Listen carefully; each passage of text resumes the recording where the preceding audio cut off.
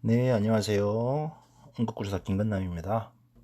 자, 우리 선생님들 비대면 수업이 2주가 더 연장이 돼가지고 이번 주에는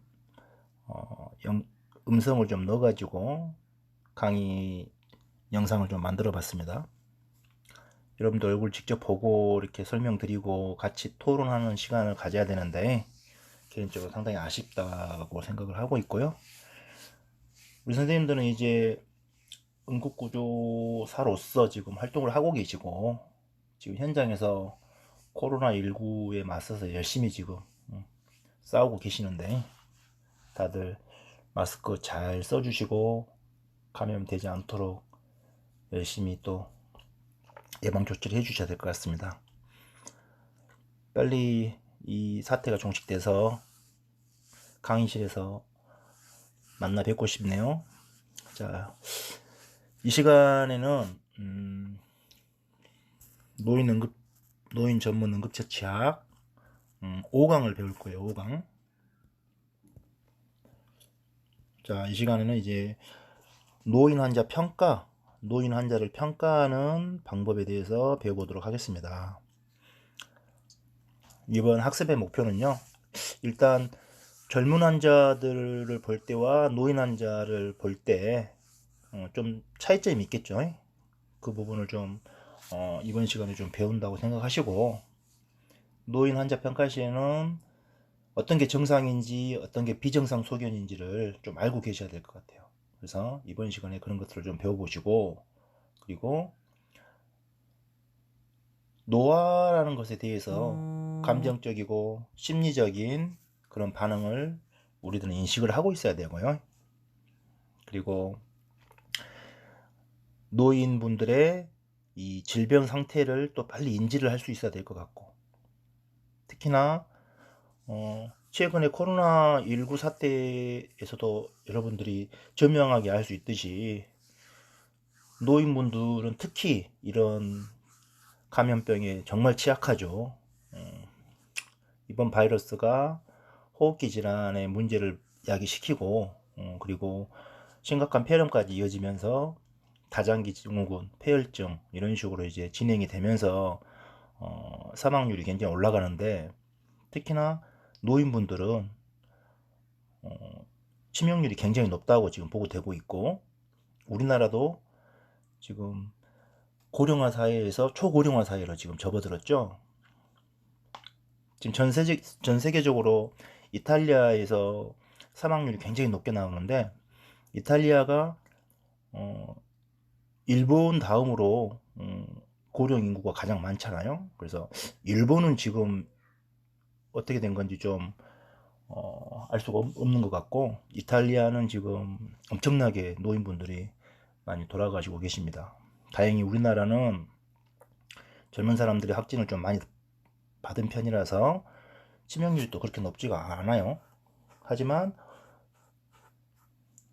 노인분들에 대해서는 여전히 높은 치명률을 보이고 있죠. 그래서 아무튼 이런 노인분들을 만났을 때 호흡곤란의 문제, 그리고 또 가지고 있는 만성질환, CV적인 문제, 또 가지고 있는 또 의식 수준의 변화가 있더라도 무슨 사고가 생겨서 그런 건지, 아니면 가지고 있는 어떤 질환들, 치매라든가 뭐 알츠하이머 이런 것들에 대한 변화인지, 그리고 복통이라든가 여러 가지 이런 문제들을 젊은 환자하고 비교했을 때 여러분들은 좀 더 다른 시각으로 접근해 볼 필요가 있겠다. 그래서 오늘은 이런 것들을 한번 살펴보도록 하겠습니다.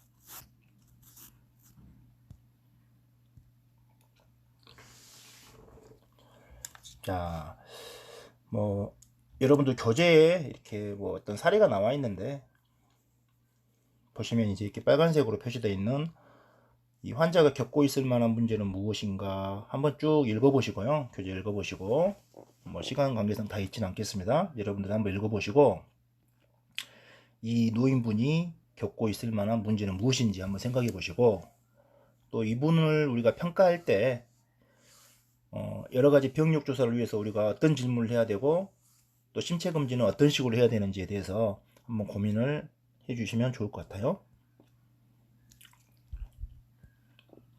자, 학습 목표는 방금 제가 설명드렸고요.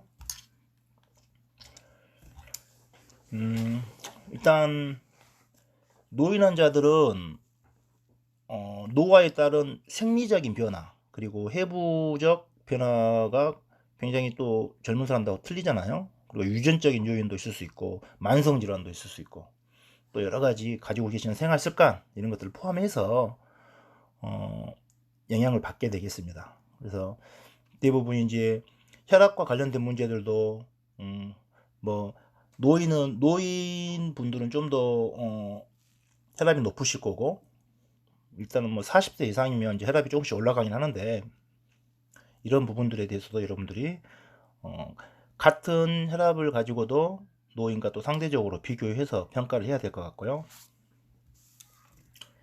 일단은 우리가 환자를 보실 때 기본적으로 어떤 환자든 간에 우리가 환자를 평가할 때는 기본적인 알고리즘이 있잖아요. 이미 여러분들은 다 알고 계실 거예요. 하지만 특별히 노인 환자 평가할 때만 한번 우리가 살펴보도록 하겠습니다. 자, 먼저 첫 번째는 당연히 현장 평가겠죠.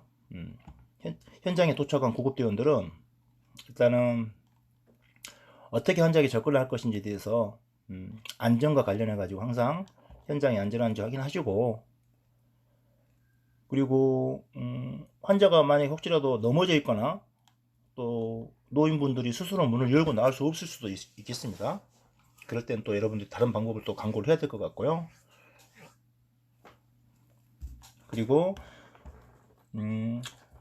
정규적인 어떤 현장 평가를 덧붙여서 노인 환자에게는 항상 이 위험한 환경을 평가해야 한다는 걸 잊지 마시고, 특히나 너무 춥거나 너무 덥거나 뭐 이런 부분들, 환경적인 요인들 이것도 잘 생각을 해 주셔야 될 것 같아요. 자, 그리고 이제 순서는 이제 당연히 현장 평가를 하고 나서 우리가 1차 평가라고 하는 초기 평가를 하겠죠. 그리고 초기 평가에서 이제 외상 환자인지 어떤 내과적인 환자인지 구분을 하셔야 될 것 같고, 이제 외상 환자들 같은 경우에는 일단은 환자가 주로 호소하는 주호소에 집중된 어떤 병력과 신체 검진, 그리고 항상 손상 기전을 고려를 하셔야 됩니다. 우리가 외상 환자 평가할 때 뭐 다들 배우셨겠지만 순서는 항상 일정해요. 일단 환자의 주호소에 집중돼서 보셔야 되고, 그리고 외상이 있는 환자들은 당연히 심각한 손상을 먼저 보셔야 됩니다. 뭐 에어웨이라든가 시스파 이모빌라이제이션은 당연한 거고, 그리고 직접 눈으로 보이는 해부학적인 어떤 문제들이 있다, 상처가 있거나 골절이 있거나 눈에 보이는 해부학적인 문제들이 심각한 것들이 있으면 그쪽에 집중해서 좀 보시고요. 그리고 그 다음에 환자들의 이 사고가 일어난 메커니즘을 또 좀 잘 살펴보셔야 돼요. 손상 기전 같은 거에 대해서도 잘 살펴보셔야 되고, 그리고 나서 이제 여러분들이 잘 하시는 외상 평가라든가, 그리고 활력 징후, 그리고 여러 가지 이제 시간이 좀 남다 그러면 정밀 신체 검진까지 이어져야 되겠죠. 그리고 나서 환자가 뭐 중증 이상이다 그러면 바로 이송을 할 것인지에 대한 고려해 주셔야 될 것 같고, 만약에 중증 이상이 아니고 좀 경미한 이상이다 그러면 현장에서 적절한 응급처치를 또 제공하면서 구급차를 이용해서 이송을 해야 되겠죠. 그리고 이송 중에도 지속적으로 평가를 해 주셔야 됩니다. 바이탈을 재평가하고, 그리고 여러분들의 처치들을 계속 팔로우하면서 이송하는 게 중요할 것 같습니다. 자, 내과 환자들은 이제 주호소에 집중된 병력과 신체 검진이 우선이죠. 일단 환자들이 호소하는 것들. 그리고 이제 일단 환자들은 의식이 있는지 없는지 의식의 유무를 먼저 좀 살펴보시고, 의식이 있는 경우에는 이 환자들이 노인분들이 가지고 있는 만성적인 질병의 병력이라든가 샘플 병력을 확인해 주셔야 될 것 같아요. 그리고 활력 징후, 그리고 이송 결정을 해 주셔야 됩니다. 의식이 없는 경우에는 기본적으로 빠른 내과 평가라고 해서 우리가 활력 징후를 보시고 의식이 없는 거에 따른 환자가 가지고 있는 만성적인 질환 또는 약물 이런 것들을 빨리 파악을 해 주시는 게 좋을 것 같아요. 그리고 이송을 결정하게 됩니다. 이제 이게 기본적인 환자 평가의 알고리즘이라고 할 수 있겠네요. 자, 일단 이 그림에서 보시면 이제 환자 평가 시에 응급구조사와 환자에게 어떤 독성 물질 노출 위험이라든가 다른 위험 요소가 있는지도 잘 관찰해 주시고, 또는 노인이 독거노인도 우리나라 많잖아요. 환자 집에 전기가 끊긴 후에 어떤 난방이라든가 여러 가지 유독가스라든가 폭발 위험도 있는지도 꼼꼼히 살펴보시는 게 좋을 것 같습니다.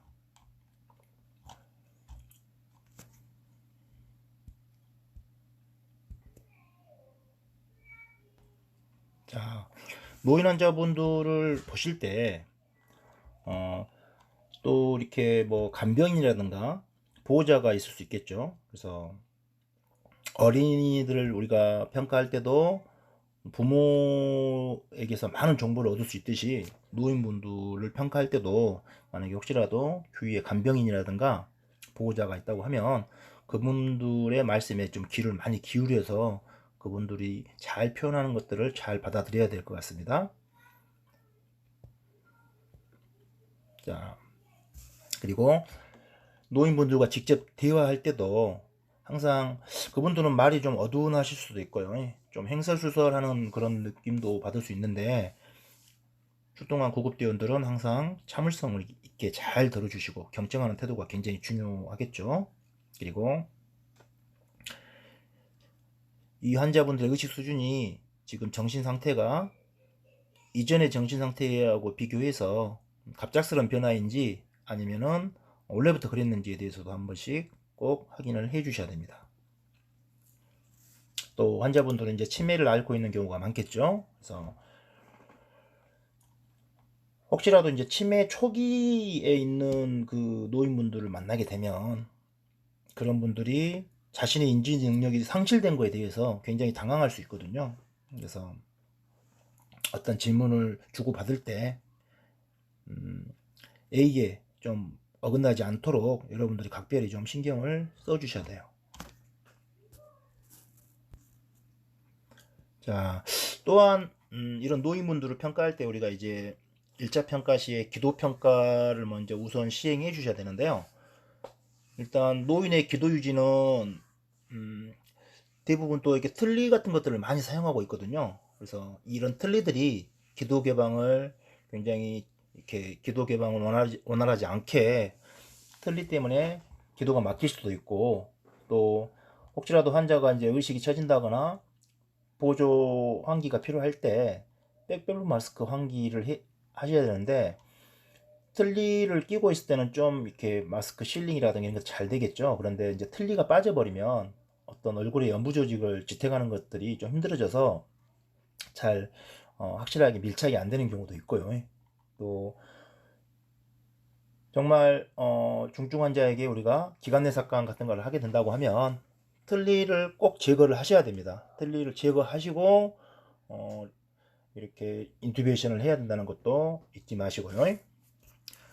아무튼 노인분들은 일단 기도폐쇄도 문제지만 이 흡인성 폐렴, 아스피레이션 유모니아로 발생할 가능성이 굉장히 높아요. 그래서 흡인성 폐렴이라든가 이런 것들이 환자에게 굉장히 안 좋은 영향을 끼치기 때문에 항상 AOA에 관한 부분들을 우리가 각별히 신경을 써야 된다는 것들 잊지 마시고요. 다음으로 이제 환자에게 어떤 순환에 관한 평가를 할 때도 환자들은 기본적으로 고혈압이 좀 있을 수 있겠고, 그리고 부정맥을 또 많이 가지고 계실 수 있겠죠. 부정맥. 특히나 그 심방세동 같은 그런 부정맥들도 많이 가지고 있을 수 있습니다. 또는 하트레이트가 굉장히 처지는 브라디카디아로 이렇게 보일 수도 있고, 그래서 이런 분들은 여러분들이 순환을 평가할 때 단순히 그냥 이렇게 손으로만 만지는 손으로만 이렇게 펄스를 체크한다거나 하트레이트를 확인하는 것보다도 항상 청진기를 이용해서 우리가 좀 활용을 해주시면 훨씬 더 도움이 될 것 같아요. 그리고 환자분들의 기본적인 심박수라든가 혈압, 그리고 모세혈관의 어떤 재충혈, 이런 것들을 모든 이 순환 상태를 나타내는 이런 지표들이 노인 환자들은 드시고 있는 약물 때문에 좀 혼돈이 올 수 있습니다. 특히나 이 베타 블로커 같은 것들, 베타 차단제 같은 것들을 많이 드시고 계실 수 있기 때문에 이런 약물들을 복용하고 있는지에 대해서 꼭 확인을 해 주셔야 되고, 이 약물의 효과 때문에 여러 가지 보상 기전들이 나타난다거나 이런 바이탈이 좀 잘못 측정될 수 있다는 것들에 대해서 여러분들이 인지를 하고 계셔야 돼요. 자, 항상 환자분들은 약물을 드시고 계시는지에 대해서 꼼꼼히 체크를 해 주셔야 될 것 같습니다.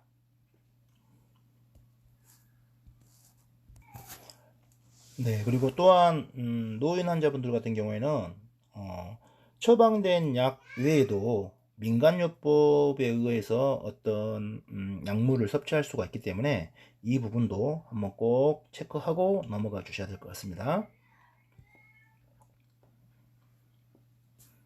자, 그리고 이제 외상 환자를 만났을 때, 노인의 외상 환자를 만났을 때 우리 연구사들은 이 노인의 어떤 손상 원인과 기전을 확정하기 전에 다른 연령대 환자보다 더 많은 질문을 좀 해주셔야 돼요.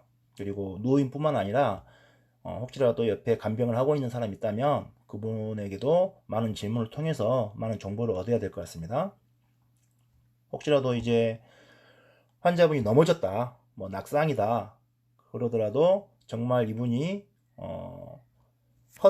헛디뎌서 넘어진 것인지, 또는 어떤 내과적인 원인이 있다거나, 예를 들어서 뭐 순환기적으로 부정맥이 생겼다거나, 아니면 저혈압이 있다거나, 또는 뭐 저혈당 같은 것들, 그리고 신경학적인 어떤 문제가 있어서 넘어졌는지에 대해서도 우리가 한번 꼭 살펴봐야 되겠죠.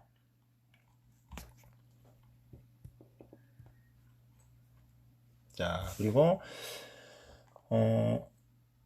이런 노인분들을 우리가 C칼라를 적용하고 외상 환자들에게 어떤 부목을 적용하고 또 척추 고정판 같은 것들을 적용할 때 항상 뼈가 돌출된 부위에 패드를 잘 대주셔야 된다는 것도 잊지 마셔야 될 것 같아요.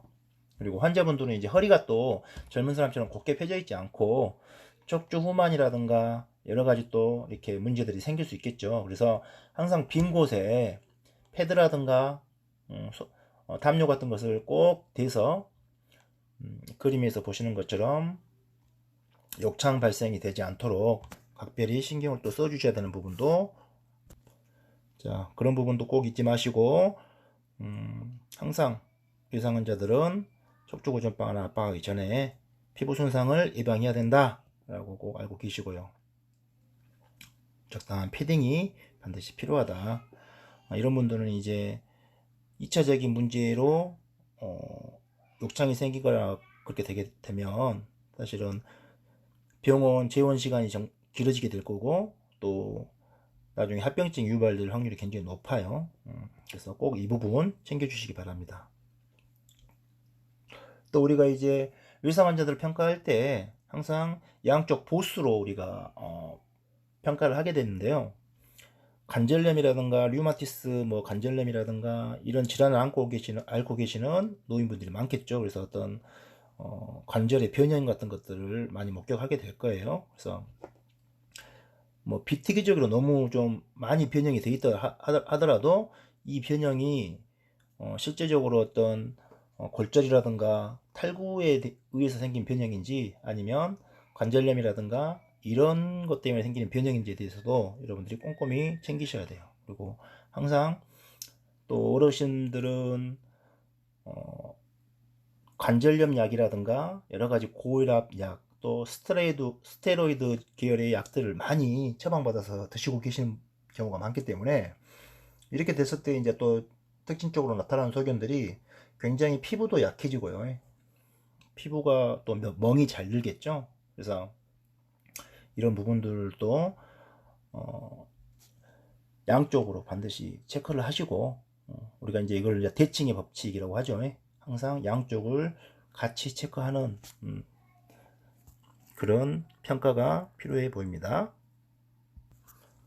또한 이런 외상 환자의 어떤 대칭적인 평가 외에도 환자분들이 어떤 주호소가 있는데 그 주호소가 실제로 맞지 않는 경우가 굉장히 있어요. 예를 들어서 뭐 다리가 많이 부어서 뭐 걸어 다니기가 힘들다고 부종이 심하고 다리가 너무 아프다라는 게 주호소일 수 있겠지만 그 환자분들은 이 어떤 피팅 이데마, 다리 부종 이런 부종이 문제가 아니라 원래 내과적인 어떤 컨제스트 하트 페일러, 우렬성 심부전이라든가 여러 가지 이런 심부전증 때문에 2차적으로 다리가 부종이 생길 수 있거든요. 그런데 어른들은 다리가 많이 부어서 힘들다, 걷기가 힘들다 이런 게 주호소가 될 수 있기 때문에 이 부분도 우리가 간과해서는 안 될 것 같아요. 자, 그리고 옹구사들은 항상 이런 노인 환자를 만났을 때 환자가 너무 놀라거나 뭐 이렇게 할 수가 있어요. 그러면 항상 환자를 안심시키고 이전에 어떤 정신 불안이 있는 데에 대해서도 한번 꼼꼼히 살펴보시고 전문가답게 이 환자와 의사소통을 하는 게 매우 중요합니다. 그리고 이 환자의 정확한 병력을 알아내려면은 정말 뭔가 이렇게 기본적으로 하는 노력에 두세 배는 필요할 것 같아요. 꼼꼼하게 더 물어보시고 귀가 잘 안 들리실 수도 있거든요. 귀가 잘 안 들린다고 해서 막 이렇게 막 큰 소리로 너무 막 악다구니를 지르시면 안 되고 꼼꼼하게 더 체크하시고 또 그분이 반응이 좀 느리더라도 좀 참을성 있게 기다리면서 답을 주실 때까지 또 좀 이렇게 기다려주는 습관도 필요할 것 같습니다. 자, 여기까지 1교시를 마치도록 하겠습니다. 잠깐 쉬었다가 2교시 진행하도록 하겠습니다. 자, 2교시 시작하도록 하겠습니다. 자, 2교시에는 일단 환자를 평가할 때 우선순위 환자를 좀 식별할 수 있어야겠죠. 그래서 우선순위 환자를 식별하는 방법에 대해서 한번 살펴보도록 하겠습니다. 자, 먼저 1차 평가를 시행하고 나서 우선순위 환자를 식별을 해야 되는데요. 옹국구리사들은 항상 젊은 성인과 노인 환자들은 어떻게 다른지에 대해서 머릿속에 항상 이렇게 염두에 두고 계셔야 되고 여기에서 제시하고 있는 표를 한번 보겠습니다. 제일 먼저 환자를 평가할 때는 우리가 이제 제너럴 에어피어런스라고 하죠. 일반적인 외관 또는 이제 몰폴로지라고 하는데 뭐 베테랑 옹구사들은 일단은 이런 몰폴로지를 보고 정말 좋지 않은 어떤 전체적인 안색이라든가 이런 것들에 대해서 좀 느끼셔야겠죠. 그리고 환자가 만약에 의식이 좀 없다거나 또는 뭐 어떤 오심이라든가 기침이 없는 것도 사실은 문제가 있습니다. 그리고 의식은 있는데 또 오리엔테이션이 안 된다거나 또는 호흡곤란이 심한 환자들, 또 쇼크가 동반돼서 혈압이 떨어져 있는 환자들, 그리고 가슴 통증을 호소하고 수축기 혈압이 100mm 모큐리 이하로 떨어져 있는 환자들, 또는 어떤 조절이 되지 않는 출혈이 있다거나 그 밖에 심한 통증이 있는 환자들은 항상 우선순위 환자로 염두를 해 두셔야 될 것 같아요.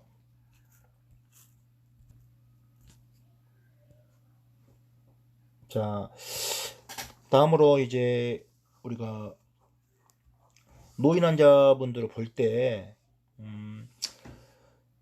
노인 환자들에게 어떤 신체 검진을 할 때도 사실은 노인 환자분들은 병력 청취도 힘들지만 신체 검진 또한 굉장히 힘들 수 있어요. 사실상 어떤 신체에 접근하는 것 또한 더욱 힘든 부분입니다.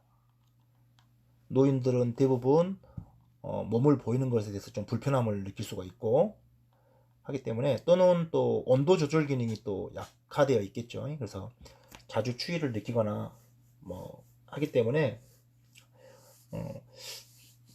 체온 유지에도 좀 신경을 각별히 써주셔야 되고요.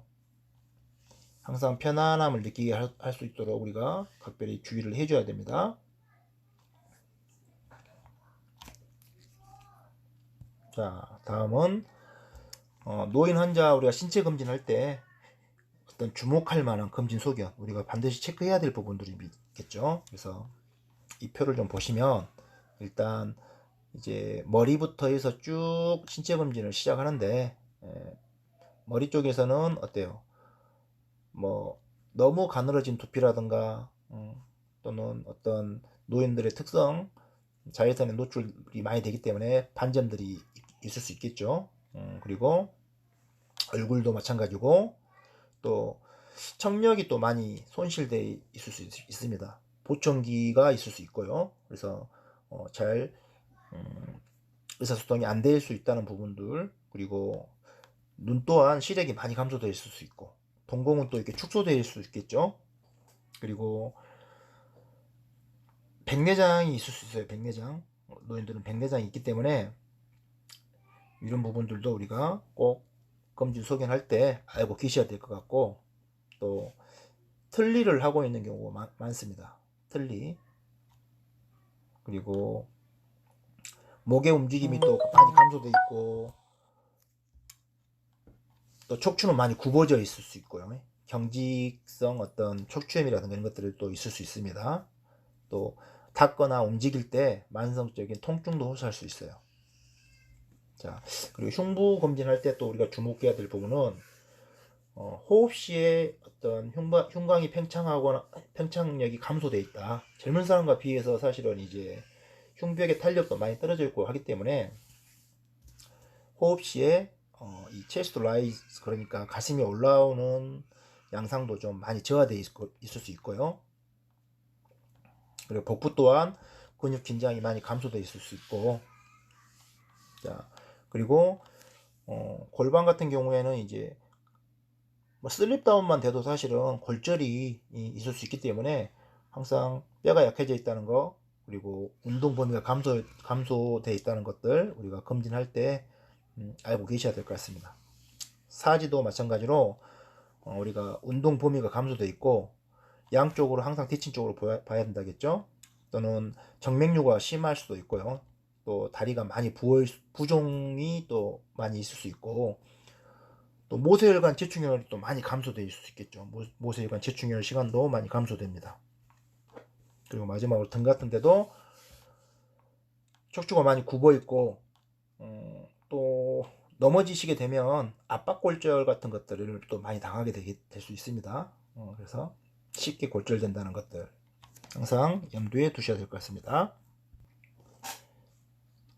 자, 다음으로 환자를 이제 이송을 할 때 이송중 평가에 대해서도 한번 살펴보겠습니다.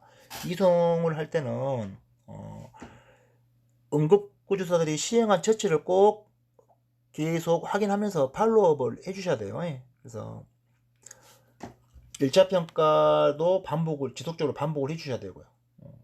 예를 들어서 환자가 안정적이다 그러면 매 15분마다 우리가 반복적으로 평가를 해주시고, 환자가 언스테이블하다, 혈력학적으로 좀 언스테이블한다거나 그러면 5분마다 시행하는 것이 원칙이죠. 5분마다 계속 에어웨이뿐만 아니라 바이탈, 의식 유무들을 주기적으로 평가를 해주셔야 될 것 같습니다. 그래서 의식 상태, 기도 문제, 호흡 문제, 순환 문제는 안정된 환자들은 15분마다, 불안정한 환자들은 매 5분마다 평가하고 기록한다라는 것들을 알고 계셔야 될 것 같아요.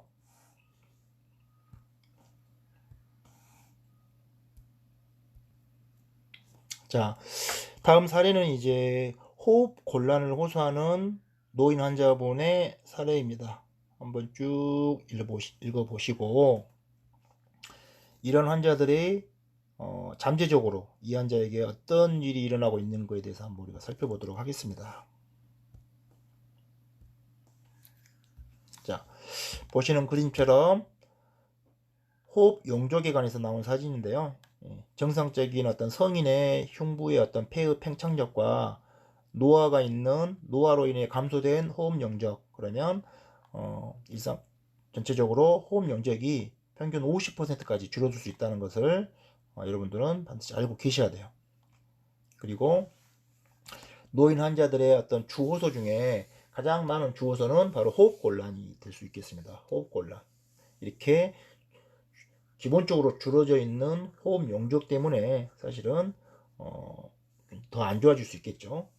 그리고 호흡곤란이라든가 또 체스트 페인, 흉통, 또 멘탈 체인지, 그리고 업도미널 페인, 복통, 그리고 환자가 또 디즈니스라든가 버티고 같은 이런 현기증이나 무기력함, 그리고 외상 때문에 생기는 또 어떤 통증, 낙상, 그리고 오심이나 구토, 설사 등이 노인 환자에게서 가장 많이 나타나는 주호소라고 볼 수 있겠어요. 그 중에서 이제 호흡곤란에 관해서 한번 살펴보도록 하겠습니다.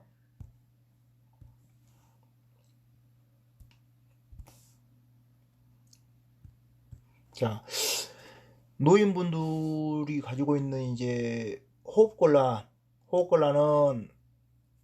원인이 사실은 이제 폐에 있을 수도 있겠지만 가장 많은 원인은 사실은 심장질환에 연관된 호흡곤란이 많겠죠. 또는 여러분들 잘 아시는 뭐 만성 폐쇄성 폐질환 COPD 같은 환자들이 있고 기관지염이라든가 천식 이런 것들 때문에 호흡곤란이 있을 수도 있지만 환자는 심부전이라든가 또는 폴모널 이데마를 야기할 수 있는 이런 하트 페일러, 그리고 심근 경색을 동반한 그런 호흡곤란도 있을 수 있다는 것을 명심하시고요.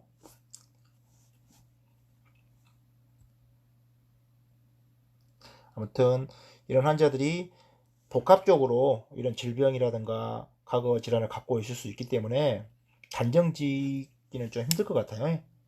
항상 이 호흡곤란과 관련해 가지고는 CV적인 문제로 야기된 호흡곤란인지에 대해서 여러분들이 항상 머릿속에 염두를 하고 있어야 됩니다.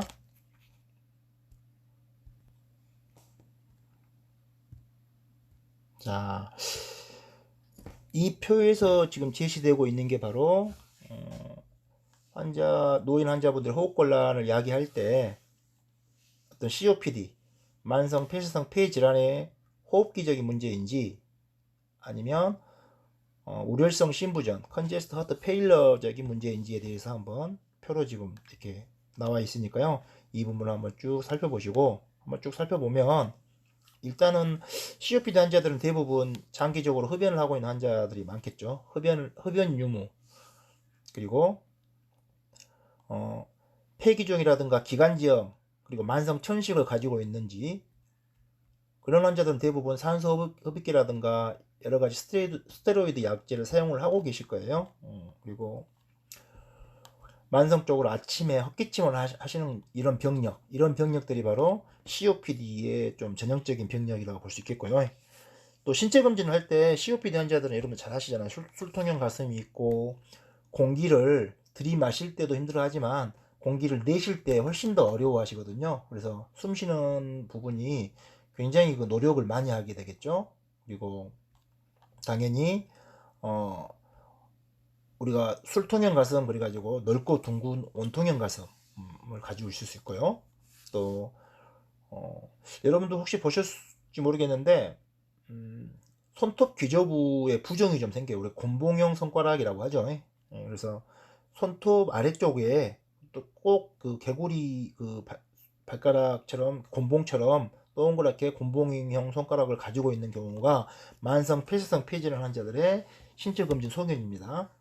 자, 이런 분들 처치할 때는 당연히 산소를 어떻게 줘야 될까요? COPD 환자에게 가장 좋은 방법은 COPD 환자에게는 우리가 벤츄리 마스크를 이용해 가지고 저유량의 산소를 공급을 해야겠지만, 이제 벤츄리 마스크가 없다 그러면 네이잘 프로음을 이용해서 절대로 분당 2리터를 넘지 않도록 분당 1리터 정도의 산소를 제공해 주셔야 될 것 같고요. 그리고 이분들은 이제 네뷸라이저가 좀 도움이 많이 될 수 있습니다. 네뷸라이저. 그래서 네뷸라이저를 이제 우리가 구급대원들도 이렇게 현장에서 뭐 알부테롤이라든가 이런 이렇게 네뷸라이저를 좀 사용할 수 있어요. 이런 것들 좀 사용하는 것을 고려하시고요.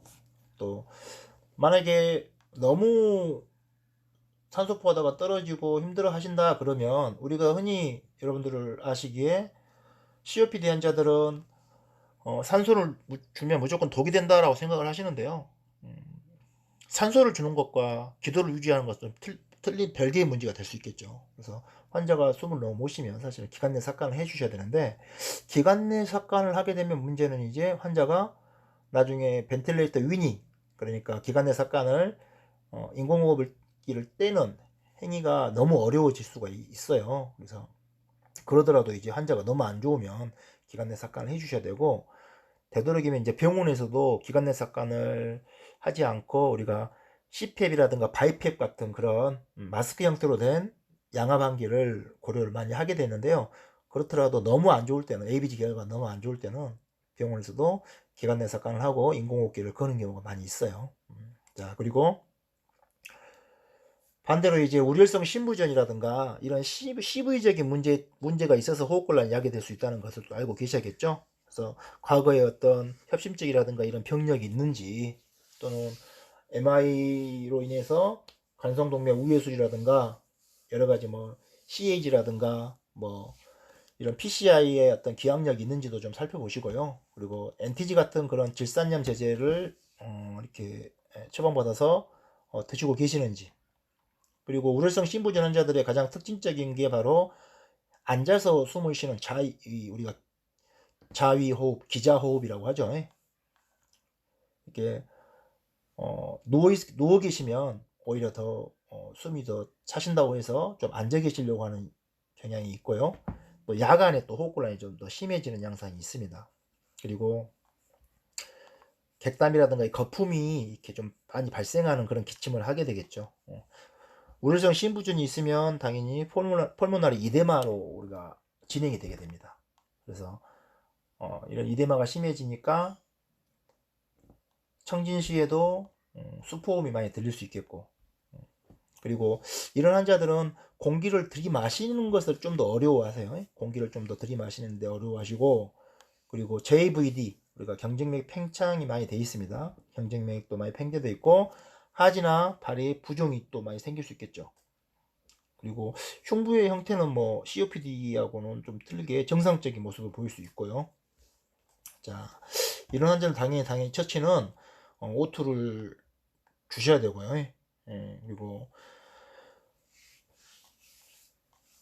이제 병원에서는 라식스 같은 그런 프로스나마이드, 라식스 같은 이뇨제를 좀 사용하고, 또 NTG도 사용하고 몰핀도 사용 가능한데, 실질적으로 우리가 현장에서 쓸 수 있는 것들은 이제 그렇게 제한적이니까, 하지만 병원에서는 당연히 이렇게 사용을 하고, 또 필요하다면 기관내 삭관 후에 인공호흡을 하게 되겠죠.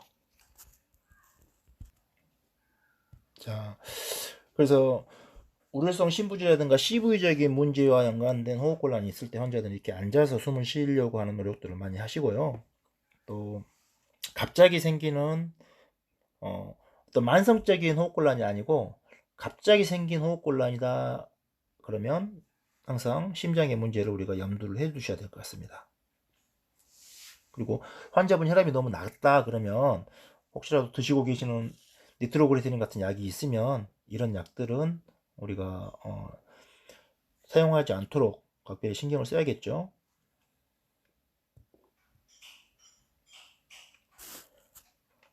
자, 그리고 환자들은 이제 지금 엑스레이 사진상 보이는 저 사진은 뭐예요? 심박동기죠. 심박동 조율기. 우리가 페이스메이커, 체내형 페이스메이커, 또는 이제 어떤 분들은 체내형 ICD라고 해서 제수동기를 삽입해가지고 사용하시는 분들도 계시다는 것을 알고 계시고요. 실제로 이렇게 ICD를 가지고 있는데 선생님도 여러 번 봤어요. 이런 ICD가 있는 환자들이 갑자기 이렇게 싱콥 그리고 막 경기를 하면서 의식을 잃는 경우가 있는데요.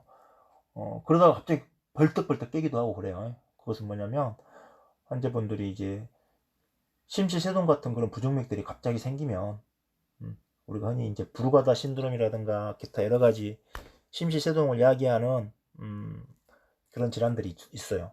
그랬을 때 이제 이런 체내형 지수동기를 삽입시켜 놓는데 갑자기 푹 떠면서 의식을 잃었다가 벌떡벌떡 깬다 그러면 그런 환자들은 ICD가 디피브레이션을 한 거예요.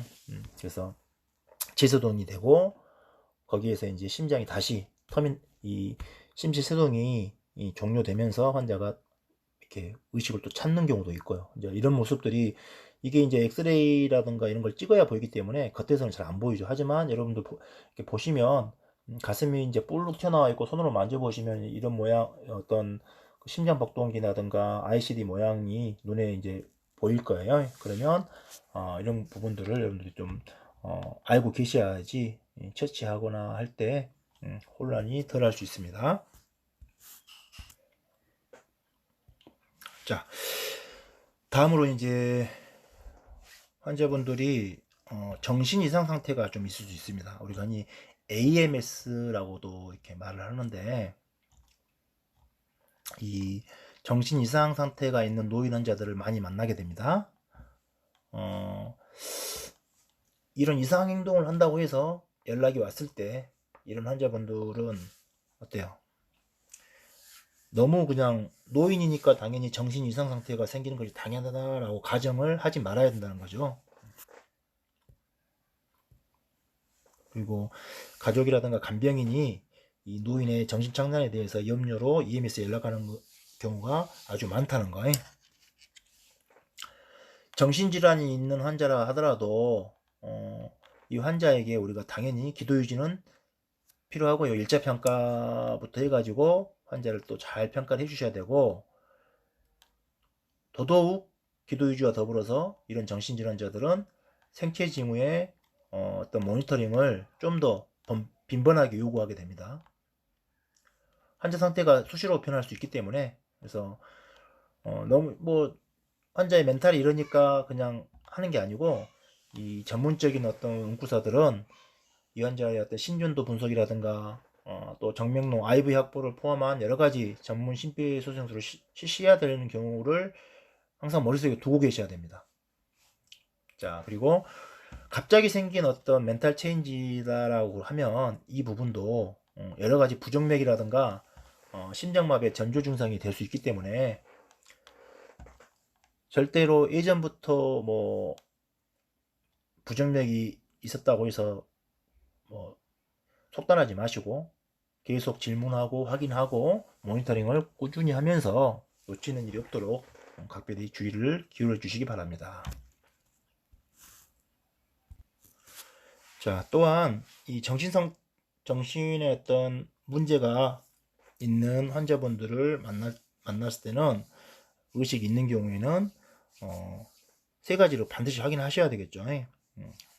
바로 사람, 장소, 시간. 사람, 장소, 시간에 대해서 판단력을 꼭 확인을 해 주시고요.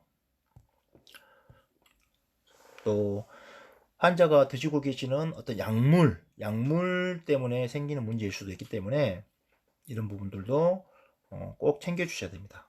또 가다 복용에 의한 문제인지도 여러분들이 잘 챙겨 주셔야 되고, 또 이렇게 환자가 처방받아서 드시고 계신 약이라든가 어떤 가다 복용된 약들이 있다고 하면 이런 정보들을 잘 챙겨서 우리가 이제 EMS 제공자로서 병원 측에 또 이렇게 연락을 해주시거나 아니면 정보를 제공해 줄 의무가 있겠죠.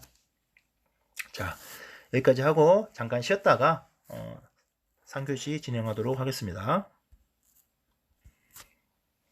자, 세 번째 시간입니다.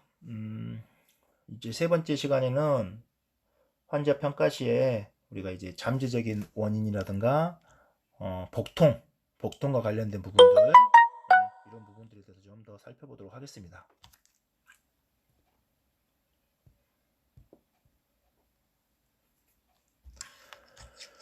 자, 노인 환자분들이 이제 복통을 호소하게 되는 경우가 있는데요.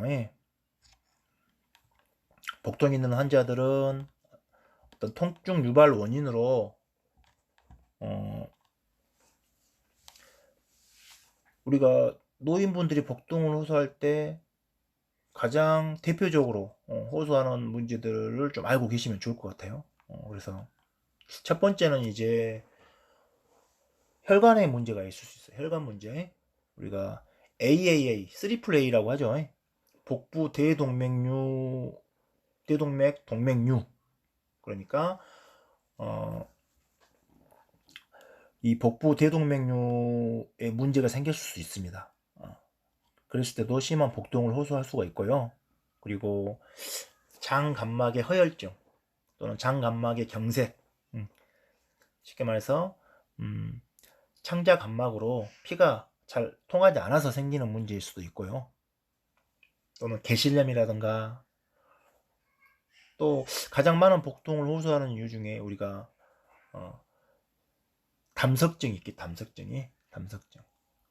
그리고 소화성 궤양이라든가, 또는 이제 환자가 가지고 있는 여러 가지 종양과 관련된 문제들, 이런 문제들이 주로 환자의 복통의 주 원인이 된다, 이렇게 생각하시면 될 것 같네요. 또한 노인 환자분들이 이 복통을 호소하실 때 이제 어떤 소화성 궤양 같은 것들이 있는데요. 이런 소화성 궤양을 또 일으킬 수 있는 약물들이 좀 있어요. 그래서 이 표에 좀 제시가 되어 있는데, 소화성 궤양 질환을 일으킬 수 있는 여러 가지 스테로이드라든가 관절염 약이라든가 여러 가지 진통제, 소염제, 이런 것들이 있습니다. 특히 이제 아스피린 계통의 약들은 우리가 위 점막을 좀 이렇게 깎아내리는 그런 부작용이 좀 있을 수 있기 때문에 아스피린을 또 드시는 분들에 한해서 소화성 궤양이 생길 수 있고요. 또 우리가 엔세이드라고 해서 비스테로이드성 소염제 중에서도 이런 소화성 궤양 질환을 일으킬 수 있다고 합니다. 그리고 여러 가지 스테로이드성 소염제도 소화성 궤양을 유발할 수 있다는 거 알고 계시면 좋을 것 같아요.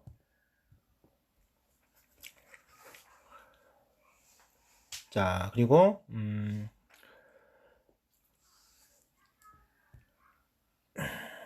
기본적으로 이제 복부의 장기들에 대해서 해부학적인 이해가 좀 여러분들이 있으면 좋겠죠. 복부 장기에 대해서 해부학적인 이해를 좀 하고 계시면 좋을 것 같고, 또 노인분들에서 많이 생기는 이 개실염은 그림에서 보는 것처럼 어때요? 복부를 우리가 라이트 어퍼 쿼드런트, 레프트 어퍼 쿼드런트, 이렇게 로우 쿼드런트로 4분획으로 나눴을 때 좌하 복부, 그러니까 레프트 로우 쿼드런트 LQ 쪽에 생기는 통증은 이제 개실염의 어떤 특이적인 소견이다라고 볼 수 있겠고, 그리고 또 충수돌기염 같은 경우에는 어때요? RLQ 페인을 호소하겠죠. RLQ, 배꼽부터 시작되는 통증이 점점점 RLQ 이 국소적인 통증으로 간다 그러면 맹장도 의심해 볼 수 있겠고.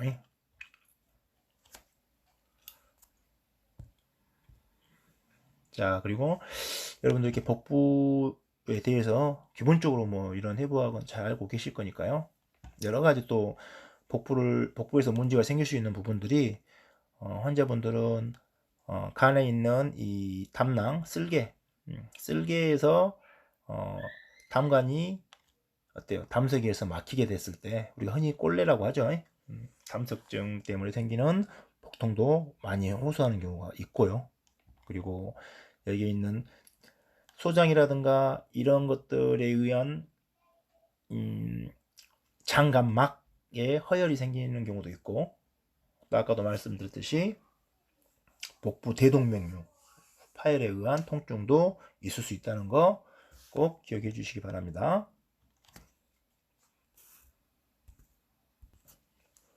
자, 복통 외에도 노인 환자분들은 심한 어지러움이라든가 현기증을 또 많이 느낄 수 있고요.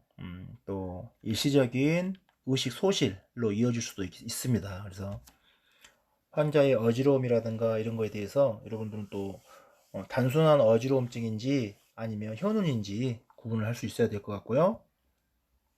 그리고 당뇨를 앓고 계시는 노인분들이 많이 있겠죠. 그래서 하이포글라이세미아에 의한 의식 소실이 있는지 또 우리가 바로바로 혈당 체크는 당연히 해주셔야 될 것 같고, 노인분의 특징은 당뇨가 있는 노인분들 같은 경우에는 이제 뭐 본인이 하고 있는 메디케이션이라든가 또는 뭐 인슐린을 활용할 수도 있고요. 또 약을 처방받아서 드실 수 있는데, 식사를 꼭 하시고 당뇨약을 드신다거나 아니면 인슐린을 이렇게 맞으셔야 되는데, 입맛이 없다고 식사 안 하시고 인슐린도 맞고, 근데 식사는 안 하시는 또 약은 또 잘 챙겨 드시는 경향이 있죠. 그래서 저혈당에 흔히 노출되는 경우가 많아요. 그래서 이런 분들은 항상 여러분들이 당 체크를 꼭 잘 해주시고, 일단 기본적으로 가장 쉬운 방법이죠. 의식 소실이 있을 때 혈당 체크하는 건 당연히 기본이고, 그리고 저혈당이 의심된다 그러면 당연히 현장에서부터 IV를 잡고 포도당을 투여해 주셔야 될 것 같습니다. 자, 그리고 환자분들 갑작스러운 싱콥이라든가 어떤 에로시를 경험했다라고, 일시적인 의식 소실을 경험했다라고 하시면 심장의 문제일 수 있거든요, 항상. 그래서 의식이 없는 환자들을 만났을 때 이게 심장의 문제인지 아니면 신경학적인 문제인지, 또 이렇게 헷갈릴 수가 있는데요.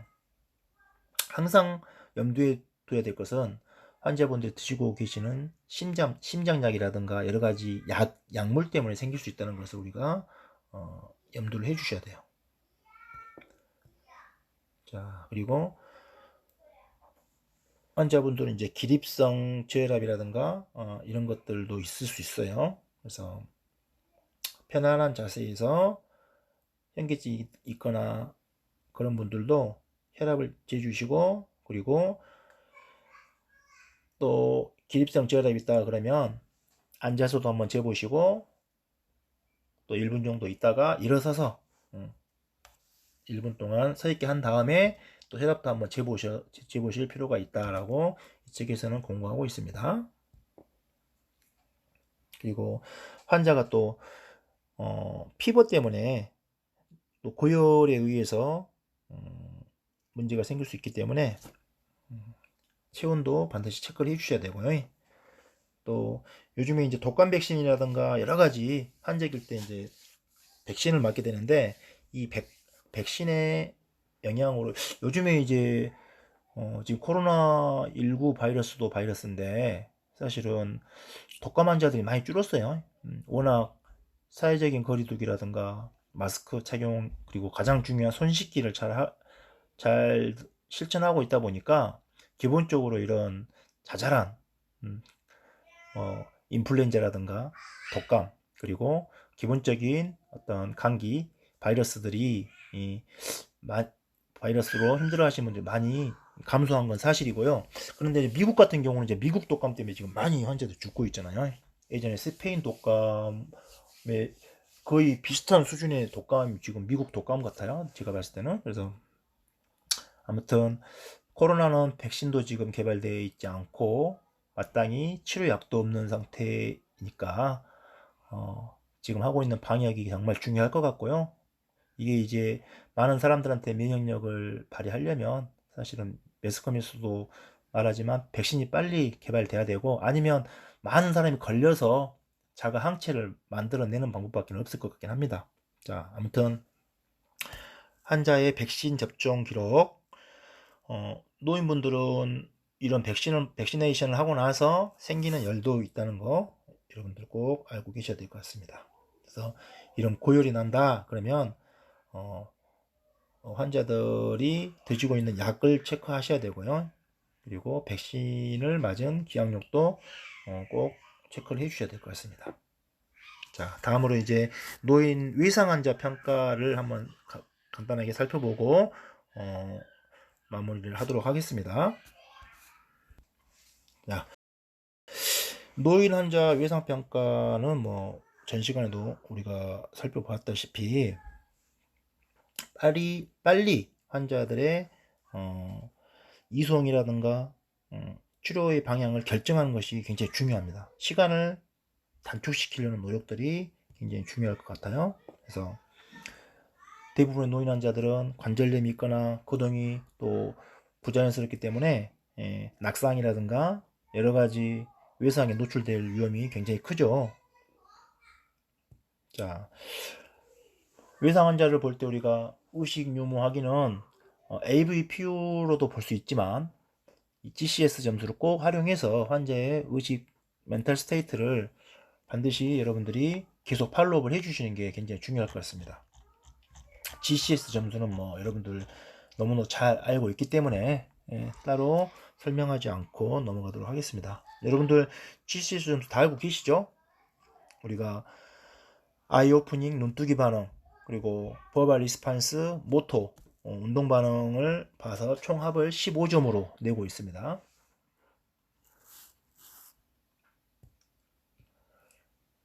자, 그리고 노인 환자들 같은 경우에는 이제 현장에서 어떤 낙상을 당했다 그러면 그 낙상 당한 것도 중요하지만 사실은 이 환자분들은 그런 상해를 예방하는 것, 예방하기 위한 어떤 노력들도 굉장히 중요하다는 거죠. 그래서 자, 다음 슬라이드 보시면 이런 통증들은 또 환자들을 우울하게 하고 증상을 악화시킬 수가 있습니다. 그래서 이런 통증들을 또 이렇게 잘 컨트롤할 수 있어야 될 것 같습니다. 노인은 이제 급성 통증이 생겼을 때 또 젊은 사람들은 또 많이 통증을 표현을 할 수도 있고 하겠지만 노인분들은 또 비특이적으로 또 통증을 또 많이 표현을 못하는 경우도 많이 있어요. 하지만 표현을 안 한다고 해서 또 이렇게 증상이 또 뭐 통증의 질이 떨어진다거나 그런 건 아니거든요. 그래서 이런 것들을 꼼꼼히 체크를 해야 되는데 가장 중요한 것은 여러 번 반복해서 체크한다는 거. 자, 그래서 이렇게 여러분들 그 비주얼적인 시각적으로 이런 지표를 활용해서 노인분들에게 통증의 점수를 지속적으로 내주셔야 되고요. 우리가 0점부터 10점까지 이런 시각적인 지수는 어때요? 숫자로도 표현되어 있고 또 환자분들의 얼굴 표정 둘 다 사용해 가지고 이런 것들을 우리가 지속적으로 재평가를 해주시면 좋을 것 같습니다.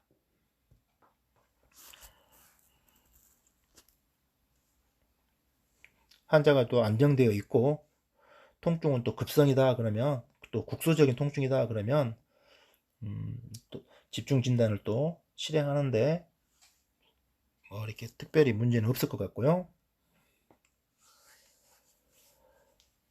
아무튼 노인 환자의 통증 관리를 성공적으로 이끌려면은 이 공감하시고 관심을 잘 보여주시고 의사소통을 잘 해주시는 것이 중요하다. 자, 그리고 노인분들은 암 환자들도 많이 있고, 이런 통증주를 조절하기 위해서 여러 가지 또 진통제를 복용한다거나 또는 또 항생제 치료를 받고 있는 환자들도 있기 때문에 이런 분들은 또 오심, 구토, 설사의 빈번한 원인이 될 수가 있겠죠.